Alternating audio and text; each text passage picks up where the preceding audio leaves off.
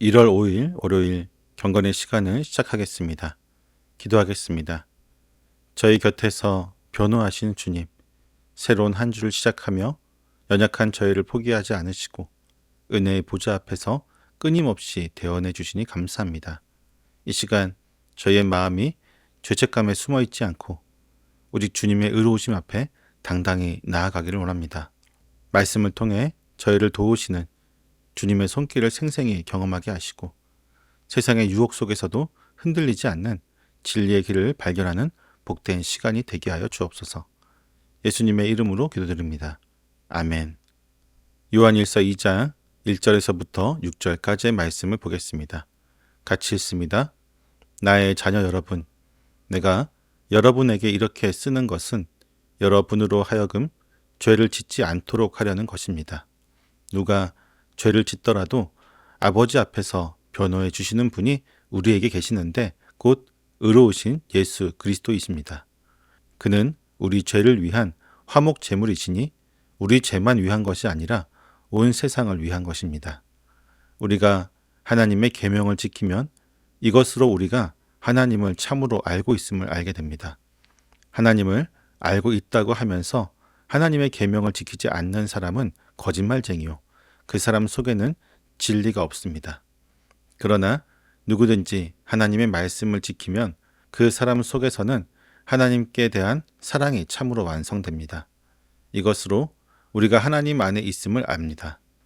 하나님 안에 있다고 하는 사람은 자기도 그리스도께서 사신 것과 같이 마땅히 그렇게 살아가야 합니다. 아멘.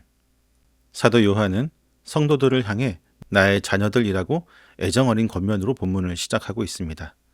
이어서 그는 이 편지를 쓰는 목적을 명확히 밝히고 있는데 그것은 바로 성도들이 죄를 짓지 않고 거룩한 삶을 살게 하려는 것입니다. 그러나 요한은 우리가 연약하여 넘어질 수 있는 존재임을 결코 부정하지 않습니다. 우리가 죄를 짓지 않으려고 애쓰다가 혹여 실수하여 넘어질 때 우리에게는 절망 대신 붙들어야 할 확실한 소망이 있습니다. 바로 아버지 하나님 앞에서 우리를 변호해 주신 대언자가 계시기 때문입니다. 본문에서 사용된 헬라어 파라클레토스는 옆에 있도록 부름받은 자라는 뜻으로 법정에서 피고를 돕는 변호사를 의미합니다. 우리가 죄를 지어 사탄의 참소를 받을 때 예수 그리스도께서는 우리 곁에 서서 하나님 아버지께 우리를 변호하십니다. 예수님의 변호가 강력한 이유는 그분이 죄가 없으신 의로운 분이시기 때문입니다. 죄 있는 자가 죄인을 변호하면 설득력이 없으나 죄 없으신 예수님께서 자신의 의로움을 담보로 우리를 변호하시기에 우리는 무죄 선고를 받게 됩니다. 예수님의 변호는 말로만 하는 호소가 아닙니다. 그분은 우리를 변호하기 위해 확실한 증거물을 제시하십니다. 그것은 바로 십자가에서 흘리신 자신의 보혈입니다. 본문은 예수님을 화목제물이라고 선포합니다. 헬라어 힐라스모스는 하나님의 진노를 달래고 공의를 만족시키는 제사를 뜻합니다.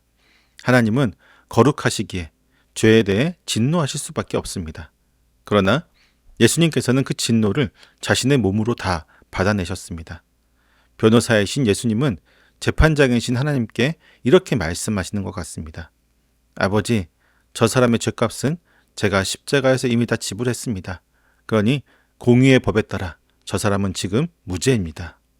예수님의 이 속죄 사역은 유대인이나 특정 소수만을 위한 것이 아니었습니다. 그것은 온 세상을 위함이었습니다. 예수님의 피는 세상 모든 사람의 죄를 덮고도 남을 만큼 충분하고 완전합니다. 누구든지 이 변호자이신 예수님을 믿고 의지하는 자는 하나님의 진노에서 벗어나 화목의 관계로 들어갈 수 있습니다. 우리가 예수님의 변호를 받아 하나님과 화목하게 되었다면 그 증거는 삶으로 나타나야 합니다. 요한은 하나님을 아는 것과 계명을 지키는 것을 하나로 연결합니다. 성경이 말하는 안다라고 하는 개념은 지식적인 정보 습득이 아니라 인격적인 교제를 통한 경험적인 깊이를 말합니다. 그러므로 나는 하나님을 안다라고 말하면서 그분의 계명을 지키지 않는 사람은 거짓말쟁이가 될 수밖에 없습니다. 하나님을 진짜 아는 사람은 그분의 거룩함과 사랑을 경험했기에 그분의 말씀에 순종할 수밖에 없습니다. 순종은 하나님을 향한 사랑이 완성되는 자리입니다. 5절은 누구든지 하나님의 말씀을 지키면 그 사람 속에서는 하나님께 대한 사랑이 참으로 완성된다라고 이야기합니다. 우리가 말씀을 지킬 때 추상적이었던 사랑은 구체적인 실체가 되고 성숙한 열매를 맺게 됩니다. 순종 없는 사랑은 감상에 불과하지만 말씀에 복종하는 사랑은 우리를 하나님 안에 거하게 하는 강력한 끈이 되어집니다. 결국 하나님 안에 거한다고 주장하는 사람은 마땅히 예수 그리스도께서 행하신 대로 살아야만 합니다. 행한다고 하는 표현은 걷는다라는 의미를 가집니다. 신앙생활은 예수님이라고 하는 길 위를 걷는 여정입니다. 예수님은 평생을 하나님 아버지께 온전히 순종하며 죄인들을 사랑으로 섬기셨습니다. 우리가 그분 안에 있다면 우리의 발걸음도 그분의 발자취를 따라야 합니다. 예수님이라면 이 상황에서 어떻게 하셨을까라고 묻고 그분의 성품과 삶의 방식을 닮아가는 것이 성도의 마땅한 본분입니다. 새로운 한 주가 시작되었습니다. 세상은 호락호락하지 않고 유혹은 우리 곁에 늘 도사리고 있습니다. 그러나 우리는 두려워할 필요가 없습니다. 우리에게는 유능하고 확실한 변호사이신 예수 그리스도께서 계시기 때문입니다. 혹여 우리가 연약하여 죄를 지었을 때 죄책감에 숨지 말고 즉시 우리의 대언자이신 예수님께 달려가야 합니다. 그분은 자신의 피로 죄값을 치르셨음을 증거하며 우리를 다시 일으켜 세우실 것입니다. 그 용서의 사랑에 감격했다면 이제는 입술로만 주님을 안다고 하지 말고 삶으로 증명해야 됩니다. 오늘 하루 우리의 삶의 현장에서 작은 계명 하나라도 순종하기를 바랍니다. 우리는 마땅히 예수님께서 걸어가신 사랑과 겸손의 길을 따라 걸어야 합니다. 그때 우리는 거짓말쟁이가 아니라 진리 안에 거하는 참된 하나님의 자녀로 인정받게 될 것입니다. 우리의 영원한 변호사가 되신 주님과 동행하며 승리하는 한 주가 되기를 소망합니다. 기도하겠습니다.